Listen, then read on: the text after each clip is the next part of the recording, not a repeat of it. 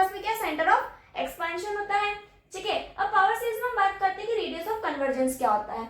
Radius of convergence को हम are से डिनोट करते हैं। ये वो बताता है कि जो हमारा सेंटर सी है वो पावर सीरीज में कहाँ पर कन्वर्ज करेगा। ठीक है, अगर हमारे पास में x माइनस सी की वैल्यू अगर r से छोटी होती है तब जो हमारी सीरीज है वो क्या होती है, कन्वर्ज करती है। मींस हमारी सीरीज होती है वो क्या होती है, फाइनाइट सीरीज होती है। लेकिन अगर हमारे पास में x माइनस सी की वैल्यू अगर बड़ी होती है r से तो जो हमारी सीरीज होती है वो क्या करती है, डाइवर्स करती है। मतलब क्या होती है, हमारी सीरीज इनफाइनाइट सीरीज होती है। ठीक है, अब यहाँ पर r को हम कैसे फाइंड करते हैं, r को फाइंड करने के लिए हम क्या करेंगे, रेशियो टेस्ट का यूज करते हैं।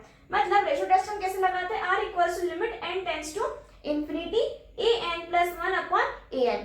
ठीक है, ये होता है हमारे पास में रेशियो टेस्ट, जिससे हमारी r की वैल्यू को कैलकुलेट करता है। अब यहाँ पर जब हमने इसको फाइंड कर लिया तब हमारे पास जो लिमिट की वैल्यूज आ रही है, अगर लिमिट की वैल्यू अगर हमारी 1 से छोटी होती है तो हमारी सीरीज क्या करेगी, कन्वर्ज करेगी। अगर लिमिट की वैल्यू 1 से बड़ी होती है तो हमारी सीरीज डाइवर्ज करेगी।